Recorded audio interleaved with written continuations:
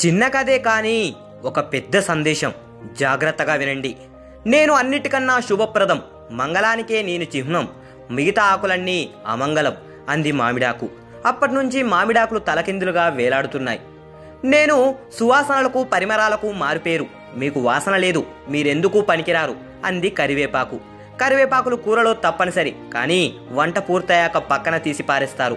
అప్పటినుంచి అవి కూరలో కరివేపాకులయ్యాయి. ఇకపోతే అన్నం తినేందుకు నేను పనికొస్తాను, మీరంతా వేస్ట్ అంటూ నీలిగింది అరటాకు. అప్పటినుంచి అరటాకు అన్నం తినేశాక చెత్తకుండిలోకి చేరింది. చెత్తకుండిలో దుర్భరమైన కంపు మధ్య బతకాల్సి వచ్చింది.